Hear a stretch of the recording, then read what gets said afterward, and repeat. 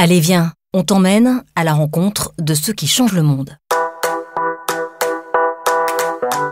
Bienvenue, je m'appelle Sylvia Mikoun et vous écoutez Impact Positif.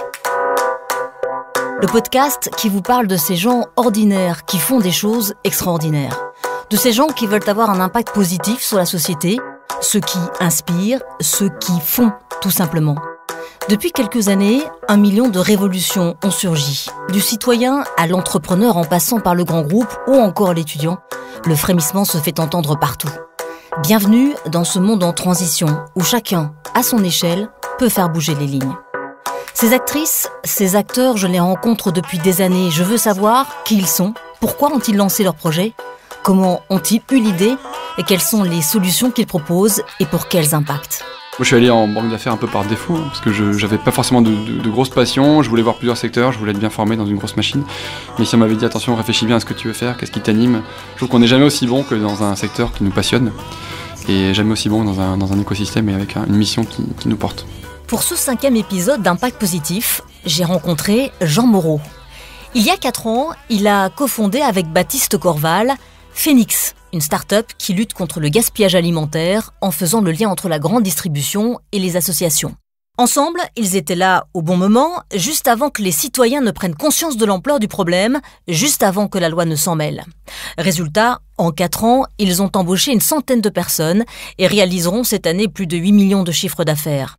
Chez Phoenix, ils sont surtout fiers de ceci. Chaque jour, ils redistribuent plus de 100 000 repas, 40 millions en cumulé depuis le début de l'aventure. Après avoir créé sa boîte, après l'avoir consolidée, Jean Moreau peut aujourd'hui prendre de la hauteur. Objectif, transmettre dans la transparence pour inspirer d'autres futurs entrepreneurs sociaux, les inviter à prendre des risques. Généreux, il reste surtout concentré sur son projet. Ne comptez pas sur lui pour pavaner sur la super vie d'un start-upper social. Il nous le dira, c'est pas simple, mais ça vaut résolument le coup. Direction notre studio et en attendant, vous pouvez vous abonner à ce podcast sur iTunes ou sur votre plateforme de podcast préférée. N'hésitez pas à le noter, le commenter, le partager. Allez, Impact Positif, épisode 5, andiamo. Bonjour Jean Moreau. Bonjour Sylvia. Merci beaucoup d'avoir accepté de participer à Impact Positif. Alors vous avez cofondé avec Baptiste Corval il y a maintenant 4 ans Phoenix. C'est une start-up, d'ailleurs vous nous direz si c'est toujours une start-up ou pas tout à l'heure, qui travaille dans l'économie circulaire. Vous aidez un certain nombre de grandes entreprises à valoriser, recycler leurs déchets, à moins gaspiller. Vous les aidez à s'inscrire dans un cercle vertueux, plus respectueux de l'environnement et des ressources. Vous travaillez avec la grande distribution, mais aussi des industriels, le secteur événementiel. Vous avez eu d'autres vies avant, vous n'avez pas toujours fait cela. Vous avez suivi un parcours classique, vous avez travaillé dans la finance, et puis vous avez été frappé par la question du sens, le sens de votre vie, de votre carrière, comme beaucoup d'autres entrepreneurs de votre génération d'ailleurs, et puis derrière vous, il y a aussi beaucoup de monde qui se pose des questions. Expliquez-nous ce moment charnière où vous vous êtes dit, je ne vais pas continuer. Alors, je pense pas qu'il y ait eu de... C'était plutôt un déclenchement rampant, c'est-à-dire que moi j'étais... donc j'ai fait, comme vous l'avez dit, une prépa, une grande école, j'étais en école de commerce à l'ESSEC. Après j'ai fait un tour à Sciences Po en affaires publiques, où j'ai passé 2 ans. Donc j'avais déjà un peu la dimension intérêt général et utilité publique dans mon ADN. Mais bon, néanmoins j'ai commencé ma carrière dans la finance d'entreprise. Donc j'ai fait 4 ans, 5 ans même, dans une banque d'affaires américaine, où on faisait ce qu'on appelle des fusions-acquisitions, donc faire fusionner des grosses boîtes du CAC 40 entre elles, des rachats, des cessions d'entreprise. C'était honnêtement une bonne formation. C'est un milieu qui est assez formateur, assez exigeant, dans un univers qui est très confidentiel, un peu stratégique, donc il y a un côté grisant, excitant. Et en même temps, d'une part, c'est usant parce qu'on bosse quasiment 100-120 heures par semaine, avec beaucoup d'intensité. Et surtout, moi, ce qui m'a rattrapé, c'était effectivement la crise de sens. Et de me dire, quitte à bosser comme ça 100 heures par semaine, est-ce qu'in fine, mon drive, mes compétences, mon énergie sont bien utilisées? Est-ce que je suis fier de ce que je fais? Est-ce que quand je me retournerai sur ma carrière dans 20, 30, 40 ans, je serai fier de dire j'ai fait 1000 tableaux Excel, j'ai fait 150 présentations PowerPoint, j'ai aidé à fusionner Alstom et Areva. Donc voilà, je crache pas dans la soupe parce que j'ai appris pas mal de choses là-bas, mais j'avais vraiment cette quête de sens un peu philosophique qui était de me dire j'ai envie de mettre tout ce que j'ai appris au service d'une cause qui me paraisse plus noble, plus utile et avec plus d'impact social, environnemental. Donc c'est pas quelque chose qui s'est fait du jour au lendemain. Non. C'est quelque chose qui était dans votre tête depuis plusieurs années peut-être. Il y avait plusieurs choses. Il y avait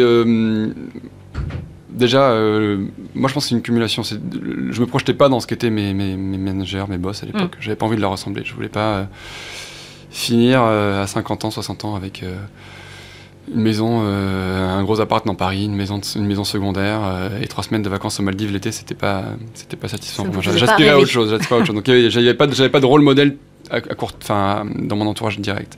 Et deuxièmement, il y avait quelque chose qui relève plus donc vraiment de la prise de conscience, cette quête de sens. Et troisièmement, il y avait aussi l'envie d'avoir un parcours plus atypique, donc plus singulier. Je voulais pas être le millième élève d'école de commerce, HEC, SEC, ESCP, qui fait ses classes en finance, qui finit à Londres, qui va en fonds d'investissement et qui attend la mort tranquillement. Donc il y avait aussi un truc qui est plus personnel et qui est peut-être plus une quête d'originalité, d'avoir un parcours atypique, qui sorte un peu de la norme et qui inspire.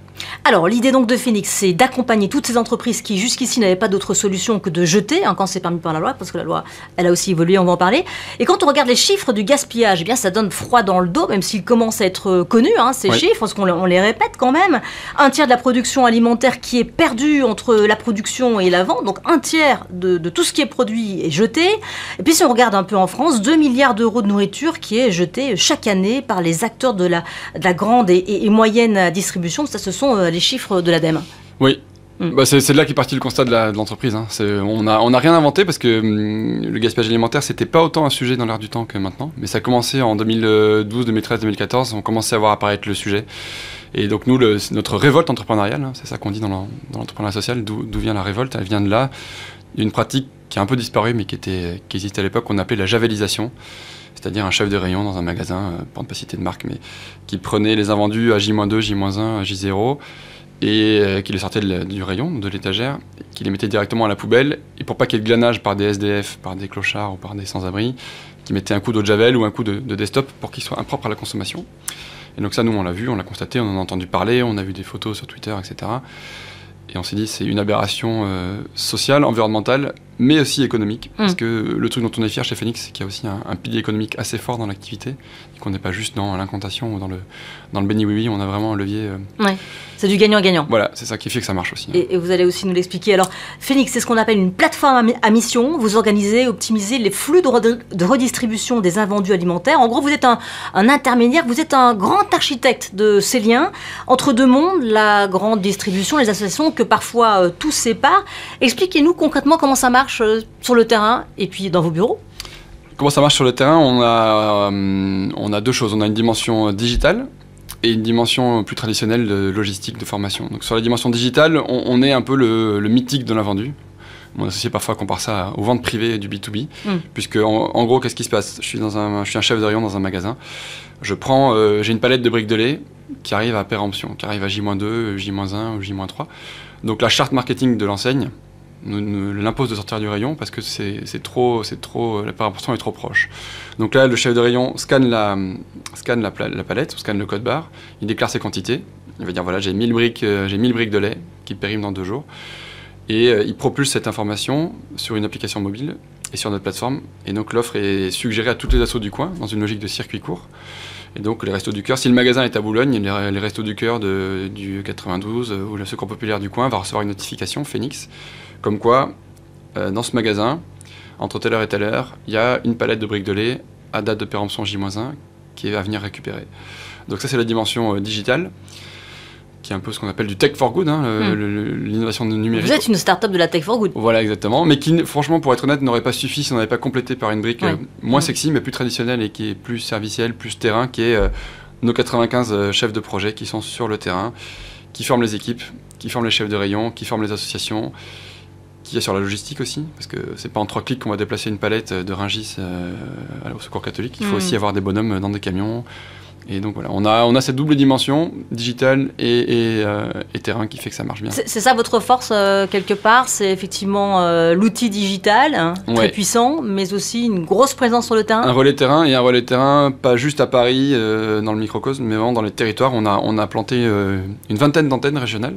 Donc on a évidemment fait Lyon, Marseille, Toulouse, Bordeaux, toutes les grosses villes intuitives. Et puis ensuite, on a fait une deuxième vague d'essaimage local, où on a ouvert des bureaux dans des villes comme Limoges, Biarritz, Clermont-Ferrand, Annecy, Caen. Donc on a un maillage assez dense dans la vingtaine des plus grosses villes françaises où on a à chaque fois au moins 2 personnes dans un bureau local où elle va rencontrer les assos du coin, les magasins du coin, le fermier, le parc animalier. Enfin, on ne fait pas que du don associatif, on a toute une série de filières de reprise en aval, dont le don associatif, mais parmi d'autres. Alors, 2 tiers de vos volumes sont donnés à des associations caritatives. Vous donnez également aussi à des fermes, des porcheries, des chenilles, et vous vous tournez en dernier recours vers le compost. Aujourd'hui, certains magasins ne génèrent quasiment plus de biodéchets. Est-ce qu'il y a un avant, un après Phoenix? Est-ce que la loi aussi ne vous a pas finalement donné un petit coup de pouce? Vous étiez là au bon moment finalement. C'est sûr qu'on a une partie de mérite. Parce qu'on a eu une bonne intuition et puis on a bien exécuté, comme on dit dans le monde des startups, une idée qui était pas mauvaise. Et on a effectivement été au bon endroit au bon moment, dans une sorte de sweet spot où on a été aidé par tout un contexte, à la fois donc réglementaire, vous l'avez dit. Depuis mars 2016, il y a une loi qui s'appelle la loi Garot, qui interdit le gaspillage alimentaire. Donc c'est une loi qui, pour toutes les surfaces de vente de plus de 400 mètres carrés, c'est-à-dire n'importe quel petit Franprix, Bio C'est Bon ou Biocoop de quartier est assujetti à cette loi, fait que si on retrouve des invendus non périssables, non périmés dans la poubelle, on est sous le coup d'une amende de 3 750 €. Donc ça, c'est la loi anti-gaspillage. En plus de ça, il y a eu, qui nous a aidés effectivement, même si dans la vraie vie, il n'y a pas beaucoup de contrôle, hein, pas beaucoup d'applications, il n'y a pas beaucoup de ce qu'on appelle des jurisprudences, il n'y a pas beaucoup d'amendes exemplaires. C'est une loi qui a été promulguée, qui est en vigueur, mais ça manque on manque de contrôle et d'amendes un peu exemplaires, quoi. Mais en revanche, ça a créé toute une tension un peu médiatique, sociétale, et ça en a fait un sujet qui est dans l'air du temps, et là-dessus, ça nous a aidés. La loi a créé un contexte qui a fait que ça devenait un sujet de société, ça devenait un sujet central, et donc nous, on a été au bon endroit au bon moment. Et l'objectif de cette loi, hein, c'est de diviser par 2 le gaspillage alimentaire en France d'ici 2025. On est sur les bons rails? On est sur les bons rails, la France a de l'avance pour une fois, il faut s'en féliciter. Cocorico, la France a une politique publique qui est assez exemplaire avec ça, plus un levier fiscal qui est incitatif aussi, donc il y a pas mal de ficelles qui sont efficaces. Alors justement, vous, ça vous a aidé, hein, ce levier fiscal, parce que ça fait partie de votre business model. Expliquez-nous un peu comment vous gagnez de l'argent. C'est assez simple. La philosophie de base de Phoenix, c'est un modèle au succès. Ça veut dire qu'on prend une commission sur les volumes qui transitent par la plateforme Phoenix, et ça couvre 2 choses. On va faire l'avant-après. Avant qu'on existe, une palette de biscuits ou une palette de yaourts qui arrivait proche de la péremption, elle était invendue, invendable, donc elle sortait des rayons. Et elle était confiée au circuit traditionnel des acteurs du déchet, que je ne vais pas citer, mais donc on mettait ça dans une poubelle, et donc il fallait louer la poubelle, ça coûtait de l'argent. Il fallait appeler un camion poubelle qui faisait la collecte, et puis ensuite c'était emmené en centre de tri, la prestation de tri est facturée, et ensuite en incinération, en enfouissement, en décharge ou en recyclage matière, et ça aussi c'est facturé. Donc tout ça pour dire que l'invendu était non seulement une perte sèche parce qu'il n'était pas monétisé, mais en plus ça coûtait de l'argent. Ça coûte très cher de le détruire. Nous on a dit à nos clients, première chose déjà, on va débrancher des flux qui ne vont plus aller dans le camion poubelle, qui ne vont plus aller en centre d'incinération. Donc vous allez déjà économiser tous les coûts de destruction liés à vos invendus. Donc déjà vous économisez de l'argent, vous réduisez vos coûts de gestion de déchets.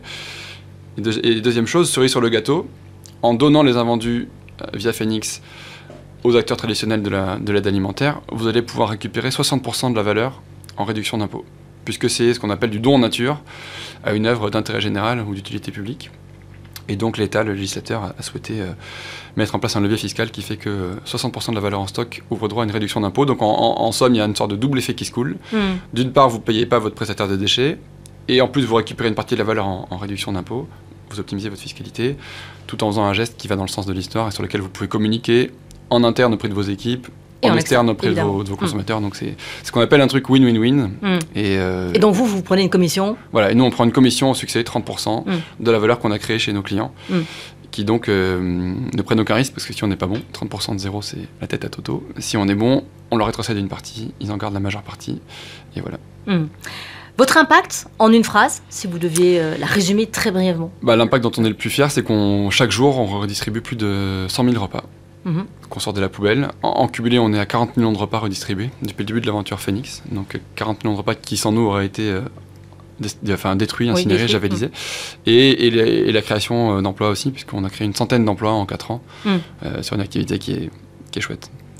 Ce qui était le plus dur pour vous, ça a été de décrocher votre premier partenariat. C'est ce que vous racontez. En l'occurrence, ça a été Carrefour. Après, tout a coulé de source. Tout a été plus facile en tout cas. Pourquoi ça a été si difficile? On ne vous prend pas au sérieux? Ou c'est difficile de rencontrer les bonnes personnes? Ça prend trop de temps? Ouais, c'est pas spécifique à Carrefour. C'est schéma de vente et de prise de contact qu'on a vu dans pas mal d'enseignes. Il faut prendre conscience que ce sont des gros mastodontes. Et donc souvent, c'est un sujet qui est un peu transverse, le gaspillage alimentaire, parce que ça touche à ce qu'on appelle la RSE, donc la responsabilité sociale des entreprises. Ça touche le développement durable, ça touche les achats, ça touche la communication, c'est des sujets sensibles en communication. Ça touche la comptabilité, puisqu'il y a un enjeu fiscal, on en a parlé. Et donc tout le monde veut mettre son grain de sel. Donc quand on veut travailler avec Carrefour, il faut convaincre non seulement le directeur RSE, mais aussi le directeur des achats, le directeur juridique qui ne prend aucun risque sur une éventuelle poursuite en justice parce que les invendus ont intoxiqué quelqu'un. Donc voilà, il faut aligner comme ça 6, 7, 8, 9 planètes. Et donc le temps d'avoir des rendez-vous, ça prend 9, 12, 18 mois. Et puis un jour, ça y est, la bonne nouvelle tombe. Tout le monde est d'accord, on s'est mis d'accord. Et donc on a 100, 200, 300 magasins. Et inversement, il y a une approche qui est plus une approche de terrain, auprès d'un autre type d'enseigne, d'un autre type de clients qui sont les indépendants, les franchisés. Donc typiquement chez Intermarché, chez Super U, chez Leclerc, chaque patron de magasin a une entité juridique propre. Et en fait, ce sont des réseaux comme des coopératives. Et donc là, il faut faire magasin par magasin, aller convaincre les gens point de vente par point de vente et puis surfer sur le bouche à oreille. Donc en trois collaboration, par exemple, vous leur avez permis de réduire leur facture de traitement de déchets de 40% pour Carrefour. Donc effectivement, c'est du win-win, c'est du gagnant-gagnant. Ce qui vous a d'ailleurs valu de gagner un prix, David et Goliath, qui est organisé par Raising Bain & Company. C'est le prix de la co-création, finalement, entre une start-up et un grand groupe. Ça aide les prix quand on a une start-up comme ça qui doit se faire connaître et qui doit se développer, qui doit continuer à lever de l'argent. Ça aide à plein de niveaux parce que ça fait connaître. Donc il y a pas mal de visibilité. En général, ce sont des prix dans lesquels il y a des jurys qui sont des jurys d'experts avec des belles personnalités. Donc c'est une sorte de label de crédibilité aussi. Quand on se dit si un jury avec des gens de chez Bain & Company, de chez Raise, et puis des gens comme Isabelle Cocher d'Engie, Gilles Pélisson, TF1. Donc voilà, c'est des gens qui sont crédibles et donc quand ils labellisent un projet et quand ils le promeuvent, on se dit qu'on est dans la bonne direction. Donc déjà, ça donne de la confiance pour les dirigeants qu'on est nous, pour l'équipe. Ça met de la lumière sur le sujet et ça participe un peu à la croissance de la boîte. Donc en général, c'est un bon moyen de se faire connaître pour pas cher, parce qu'il faut juste faire un dossier. Et puis vous gagnez de l'argent en plus. Et puis en plus, en l'occurrence, il y avait deux choses. Il y avait 100 000 euros de financement qu'on a injecté dans un réseau d'épicerie. Et puis il y avait une mission de conseil par Bain & Company, donc pour clarifier un peu la stratégie à 5 ans de Phoenix. Donc c'était super utile. Alors les acteurs de la grande distribution, ils essayent un peu d'évoluer, de suivre la tendance. Ils misent plus sur le bio, sur leur côté éco-responsable. Ils communiquent, ils veulent tenter de gommer leur image de grands méchants loups qui étouffent les petits producteurs parfois. Qu'est-ce que vous en pensez? On est réellement à un tournant aujourd'hui?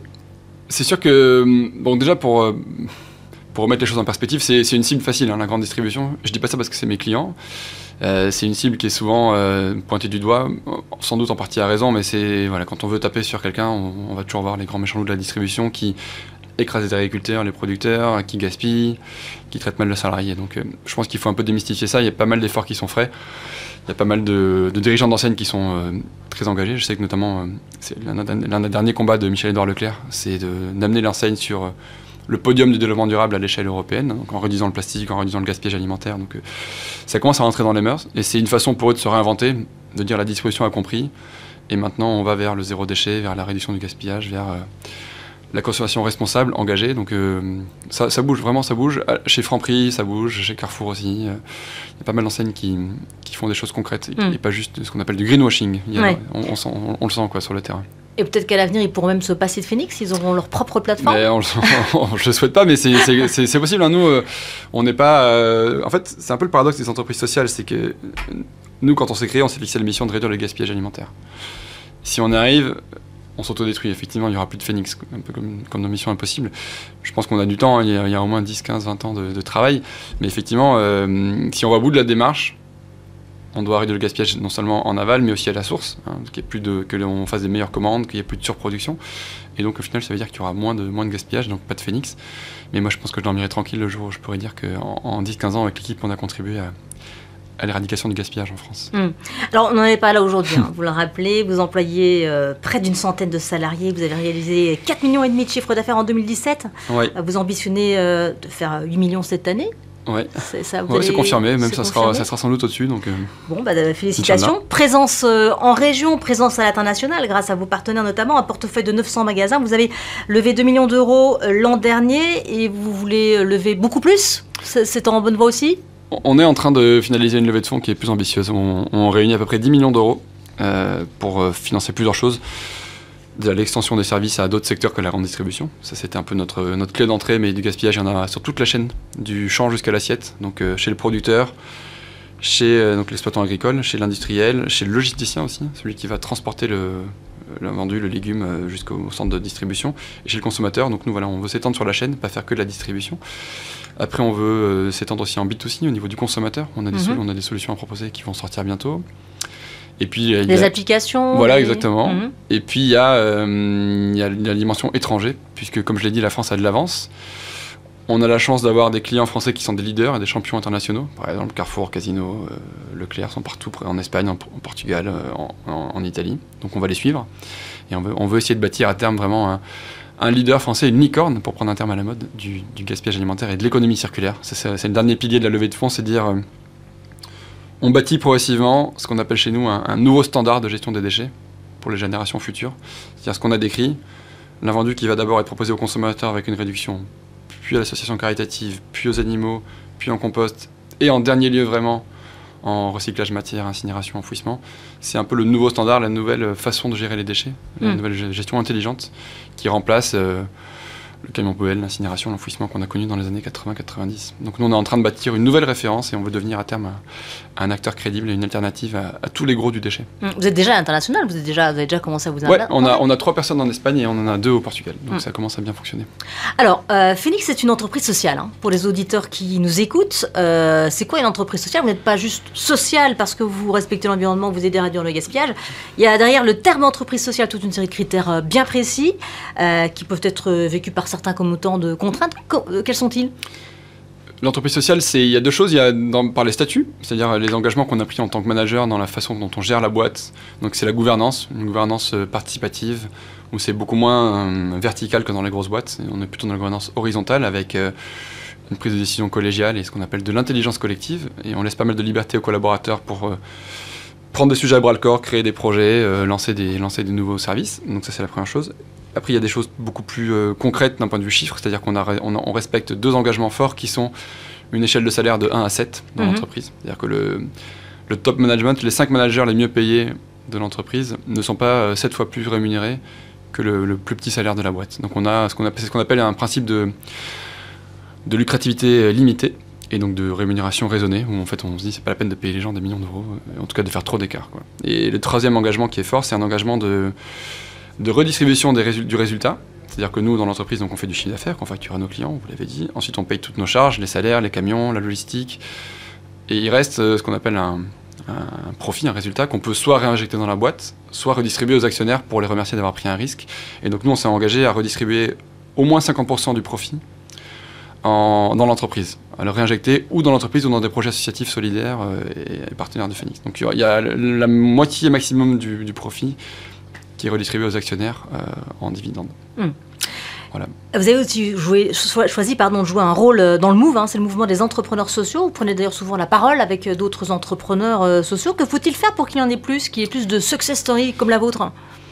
Il faut déjà libérer les énergies. Il faut faire en sorte que les gens n'aient pas peur de prendre un risque. Moi pour c'est difficile, redonner ça, un peu mon retour pour... Non, c'est clair, parce que moi, quand j'ai décidé de quitter le confort du salariat dans une belle boîte pour lancer un projet qui partait de nulle part et où on était un peu perçus comme des hurluberlus et comme des gens qui prêchaient dans le désert, il y a un contexte qui est compliqué, c'est celui des amis, de la famille, des proches ou des copains d'école, des camarades de promo qui disent ok, c'est un caprice de sale gosse, quand tout va bien, il a un CDI, il faut qu'il trouve une quête de sens et il abandonne un salaire, du confort, etc. Et ça, c'est dur de dire... d'aller à l'encontre de ça, à l'encontre de ses parents, à l'encontre de son copain, sa copine, à l'encontre de ses amis qui me prennent pour un taré. Donc il faut vraiment avoir du courage.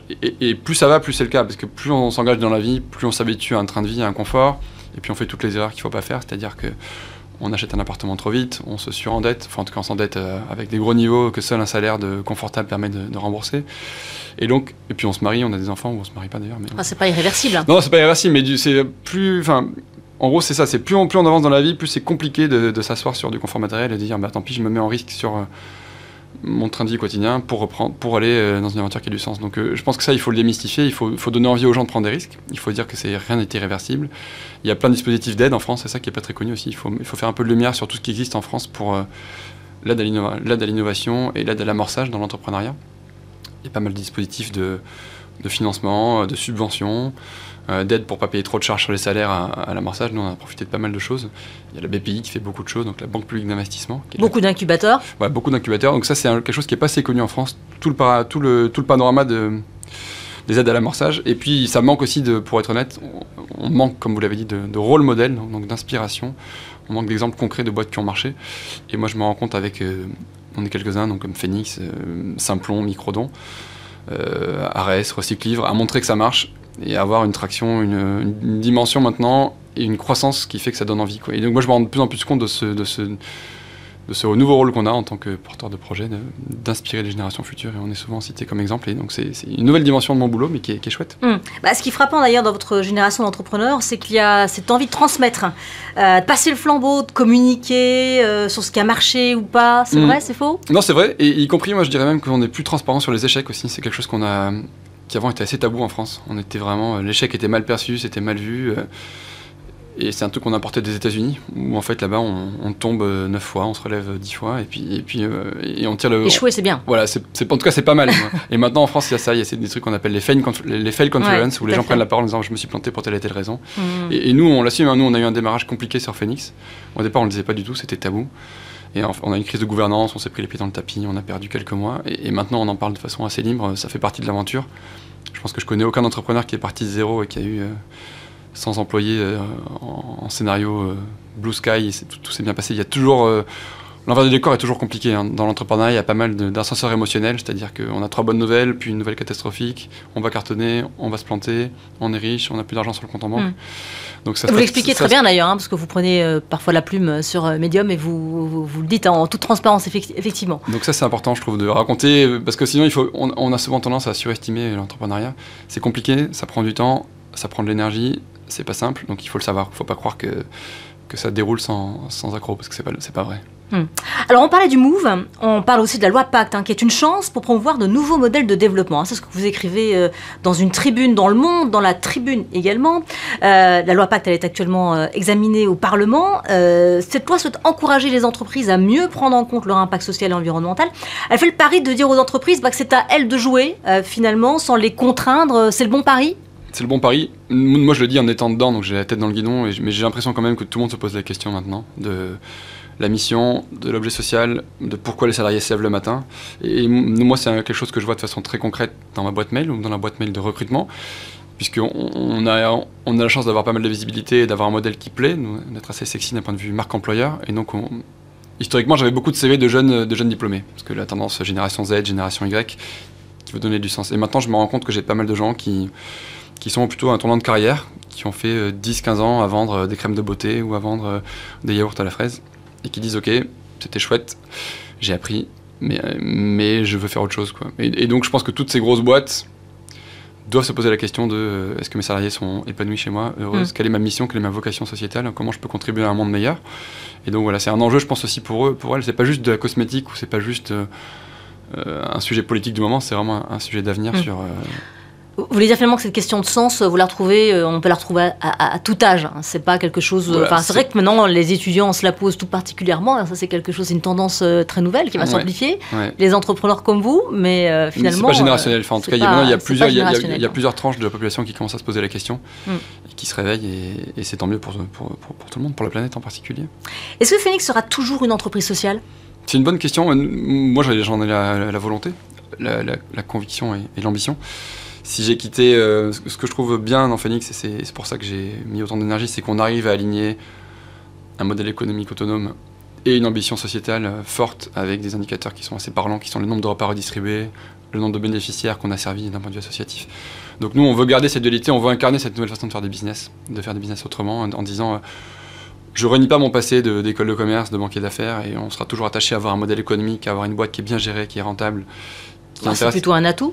Qui intéresse les investisseurs. Ouais, c'est un atout, mais c'est pas une évidence, hein, parce que dans le monde de l'ESS, donc de l'économie sociale et solidaire, en tout cas tel qu'il était quand je suis entré dedans il y a 5, 6 ans, 7 ans, il y avait encore une espèce de guerre de chapelle, et avec donc d'un côté les coopératives, les modèles associatifs qui étaient assez revendicatifs, qui étaient quasiment des modèles politiques, et puis de l'autre côté des boîtes un peu comme la nôtre, où nous on est plus dans l'acception anglo-saxonne, c'est-à-dire que On n'est pas dans l'ESS de Chapelle, on est plutôt dans le social business. C'est un mot que je trouve plus positif, en tout cas qui caractérise mieux Phoenix. C'est-à-dire qu'il y a le mot business, qui est une entité économique qui fonctionne, mais avec, par la même occasion, un impact social. Donc nous, on le restera, mais on s'aperçoit que ça commence à nous poser des questions. Par exemple, là, dans la levée de fonds qu'on a évoquée tout à l'heure, on cherche 10 millions d'euros. C'est un gros montant. Idéalement, on aimerait rester dans ce qu'on appelle l'impact investing, c'est-à-dire la finance responsable. C'est-à-dire des fonds qui, un peu comme Phoenix, ont envie de donner du sens à leur épargne, à leur argent, en disant, au lieu de financer une boîte de fintech, une boîte de big data, une boîte de blockchain, je vais plutôt essayer de financer une boîte qui fait du recyclage, de la redistribution. Mais c'est possible aujourd'hui, ça? C'est possible, mais je me rends compte sur le terrain que ces fonds-là, il y en a beaucoup. Il y en a qui sont très crédibles, qui ont des gros fonds sous gestion, qui financent des belles boîtes.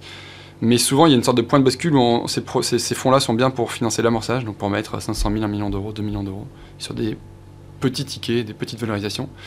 Mais dès qu'on essaie de basculer dans la cour des grands, en disant nous on cherche non plus 1, 2 millions, mais 10, 12, 15, et on a le sentiment qu'on les perd en cours de route et que c'est trop gros pour eux, c'est trop cher pour eux, ils savent pas faire, ils veulent pas faire.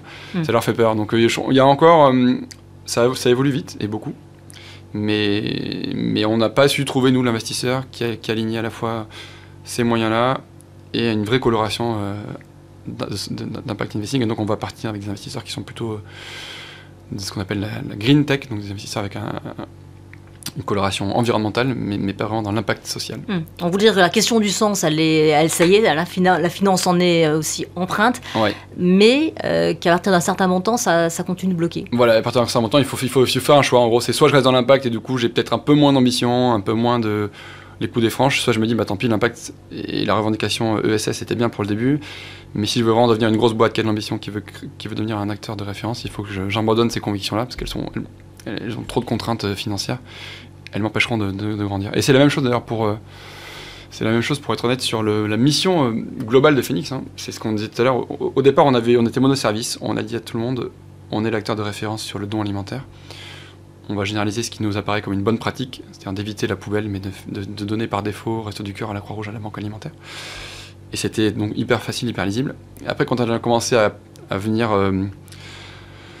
brancher des nouveaux services, des nouvelles filières en aval, donc que ce soit le consommateur avec une réduction via notre application, les filières animales, les filières de compost, de méthanisation, on a pu nous dire, mais en fait, vous êtes en train d'oublier votre mission sociétale initiale, puisqu'il y a des flux qui ne vont plus chez la banque alimentaire, mais qui vont chez le fermier, ou chez le composteur, ou chez l'usine de méthanisation.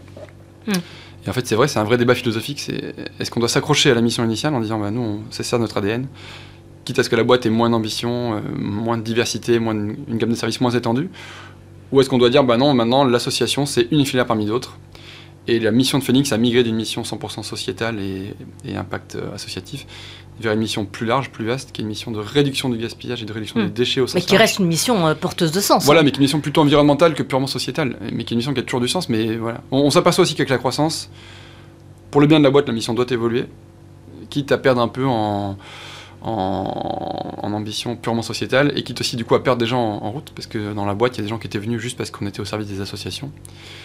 Et le jour où on commence à faire trop d'alimentation animale, ou trop de compost, trop de méthanisation, ou trop de revente aux consommateurs, ils s'y retrouvent plus tellement. Alors que nous, on est persuadés que c'est la bonne vision stratégique et la bonne direction pour la boîte. Mais voilà, il y a un peu de friture sur la ligne. Qu'est-ce qui vous ferait partir justement de Phoenix? On voit beaucoup de cofondateurs partir à un moment donné pour se lancer dans autre chose. Parfois, leur créature leur échappe aussi. Qu'en est-il de vous?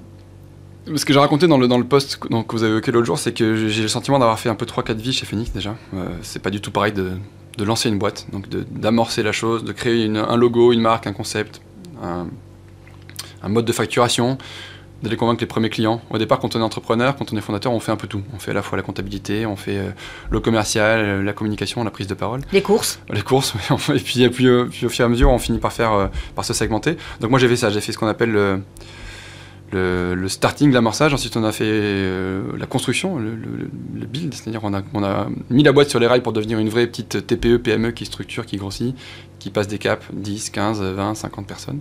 Et là on est plutôt dans la phase de gestion, et c'est vrai qu'elle est un peu moins excitante, la phase de gestion au quotidien, donc de gérer des gens, les arrivées, les départs, les congés maternité, les congés maladie, les salariés qui veulent une voiture de fonction, qui veulent un téléphone, un iPhone plutôt qu'un téléphone. Bref. Donc il aujourd'hui, c'est plus de la gestion managériale. Il y a peut-être moins d'excitation, mais c'est intéressant.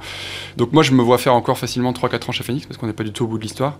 Je me vois pas non plus en faire 10 de plus. Je pense que c'est aussi souvent, c'est pas les mêmes personnes qui lancent une boîte, qui la font passer à l'échelle et qui ensuite la gèrent au quotidien pour passer de 10 à 100 millions d'euros de chiffre d'affaires. Donc là-dessus, on ne s'accrochera pas avec mon associé. Si on sent qu'à un moment on arrive à un plateau de compétences ou un plateau de motivation, on passera la main à des gens qui seront plus pertinents. Mais je pense qu'on a encore facilement 4-5 ans sous les pattes.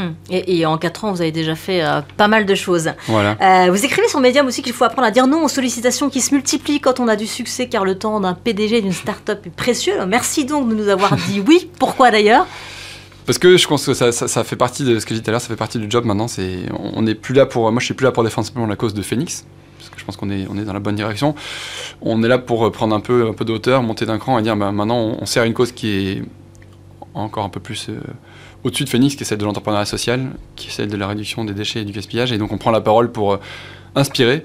Moi, je suis persuadé que Phoenix, c'est une solution parmi d'autres, mais dans le gaspillage alimentaire, dans la gestion des déchets, dans la gestion des invendus, il y a encore un champ des possibles qui est assez vertigineux. Il y a plein de gens qui se lancent. Il y a des gens comme les confitures rebelles qui font des confitures. On a l'impression qu'il y a des initiatives qui se lancent toutes les semaines. On a des smoothies à partir d'invendus, des jus de fruits à partir d'invendus, des confitures. Enfin, tout est à faire. Donc moi, je suis là aussi pour susciter des vocations et dire que c'est possible et qu'au contraire, il faut se lancer, il faut y aller. Comment vous y prenez pour avoir un coup d'avance dans votre écosystème? C'est souvent innover ou mourir. Comment vous y prenez? Il y a plusieurs choses déjà. On est pas mal à l'affût, on fait de la veille. Et la deuxième chose, c'est qu'on a réussi à surfer de façon plutôt réussie sur la position qu'on avait de leader. Et donc on a créé 2 choses. On a créé un incubateur qui s'appelle le Phoenix Lab, où en gros, on propose à tous les gens, tous les entrepreneurs, tous les porteurs de projets qui veulent se lancer dans une dynamique de ESS ou de réduction du gaspillage ou de valorisation des déchets, à venir s'associer à Phoenix. Et nous, on propose un incubateur, en fait, où on a un parcours sur 6 mois, où on les aide à formaliser leur offre. C'est du coaching, c'est un incubateur classique. Et on leur donne accès à des gisements de produits, à notre retour d'expérience, à nos chefs de projet, etc. Donc, grâce à ça, on voit passer, on fait du sourcing, on voit passer 8, 10, 15 projets par an. Et on en choisit les meilleurs. On les accompagne pendant 6 mois. Et d'ailleurs, on a le deuxième outil de Phoenix, qui est Phoenix Impact, où en gros, on utilise une partie de notre trésorerie, une partie de nos fonds, pour investir dans les meilleurs projets du Phoenix Lab, donc de l'incubateur, en disant, voilà, on vous a vu évoluer pendant 6 mois, on pense que votre sujet a de l'avenir, que votre porteur de projet est bien, et donc on va mettre 20, 30, 50 000 euros dans des projets qui sont des filières pour nous en aval. Ça va être, je vous le dis, soit des gens qui récupèrent le polystyrène pour en faire des coussins, des gens qui récupèrent des palettes pour faire du mobilier, des gens qui récupèrent des invendus pour en faire des smoothies. Et donc on a comme ça investi dans 3 boîtes. Est-ce qui vous permet aussi effectivement de ne pas passer à côté d'une bonne idée que vous n'aurez pas eue? Voilà, exactement. Et puis c'est aussi des gens qui derrière peuvent rejoindre la galaxie Phoenix et être au service aussi de nos clients en proposant plusieurs services, plusieurs filières en aval. Alors Jean-Moreau, je t'emmène toujours ce podcast avec cette interview dans l'interview. Okay. C'est l'interview déclic. C'est parti. Alors quel conseil vous auriez aimé avoir eu au début de votre carrière? De se poser la question de qu'est-ce qui me passionne, qu'est-ce qui me drive, qu'est-ce qui fait que je vais bosser, je vais faire ce qu'on appelle l'extra mile, qu'est-ce qui fait que je vais faire 1 heure de plus par jour. Moi, je suis allé en banque d'affaires un peu par défaut, parce que je n'avais pas forcément de grosses passions, je voulais voir plusieurs secteurs, je voulais être bien formé dans une grosse machine. Mais si on m'avait dit, attention, réfléchis bien à ce que tu veux faire, qu'est-ce qui t'anime, je trouve qu'on n'est jamais aussi bon que dans un secteur qui nous passionne, et jamais aussi bon dans un écosystème et avec une mission qui nous porte. Donc, par exemple, si vous avez eu l'occasion d'écouter le talk d'Emmanuel Faber, justement là c'était HEC, oui, que vous auriez peut-être... Exactement, peut-être que j'aurais eu des clics un peu plus tôt et que j'aurais pas passé 5-6 ans dans la finance. Un talk que je vous invite à écouter. C'est super, effectivement. Le ou la mentor que vous auriez aimé avoir?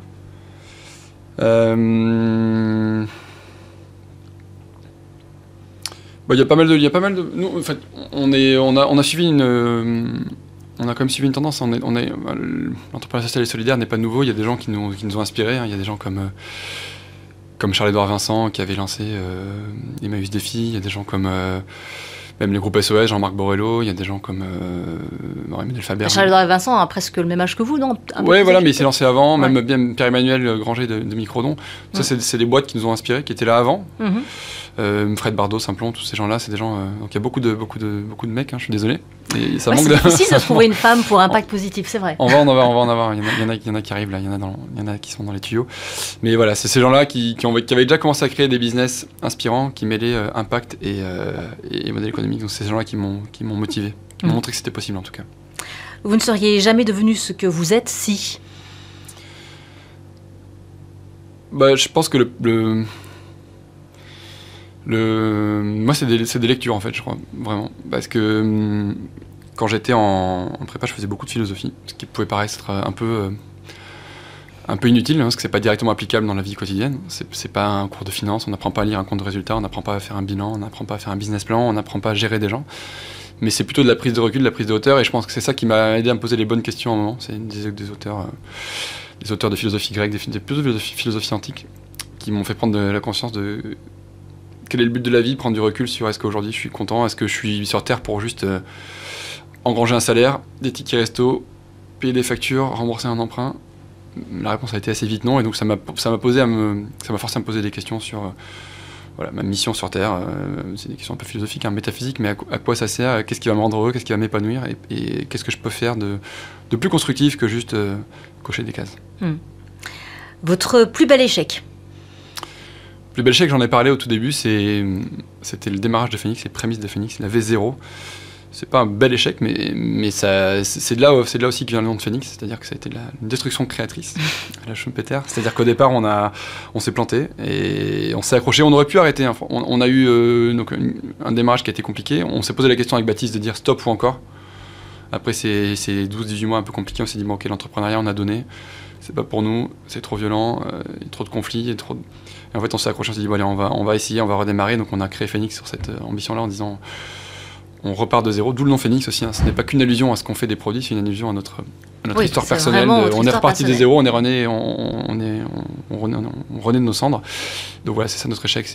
Ça a donné finalement quelque chose qui est retombé sur ses pattes de façon assez spectaculaire et on en est super fiers. Une qualité essentielle pour entreprendre? C'est une question que j'ai souvent et avec le recul, je pense que il y en a une qui est hyper importante, c'est de trouver le bon équilibre entre la ténacité, la persévérance et l'entêtement. Parce que la frontière est super mince et ça revient à ce que j'ai dit à l'instant, c'est-à-dire on se plante pendant 12-18 mois sur la première version de Phoenix, on trouve pas forcément de modèle économique, on trouve pas la bonne équipe, on trouve pas forcément de clients. Et on était à deux doigts de se dire c'était une fausse bonne idée. Ça paraissait bien, mais en fait, quand on creuse et quand on teste sur le terrain, ça marche pas. Et donc, c'est là que c'est dur de se dire. Parce qu'on aurait très bien pu dire, ok, on arrête de s'entêter, ça fait 18 mois qu'on tourne, on arrête, on passe à autre chose, rideau. Et en fait, on a eu le bon niveau de persévérance, mais souvent la frontière est assez ténue entre je vais dans un mur et j'y vais à fond les ballons, ou je donne un dernier coup de pioche et je tombe sur une mine de diamants et j'aurais pu ne pas le donner ce dernier coup de pioche. Et donc, c'est ça qui est le plus dur, je trouve, de dire stop, ou de dire allez, ça mérite de faire un dernier effort, d'y consacrer encore quelques. Et ça, c'est. Il n'y a pas d'école pour ça, c'est juste de l'intuition, du feeling, de l'expérience, écouter les conseils et faire le bon, mettre tout ça dans un shaker et prendre la bonne décision à la fin. Alors justement, écouter les conseils, c'est quoi le conseil que vous donnez tout le temps? C'est d'avoir une gestion, c'est d'avoir une gestion assez spartiate de son temps.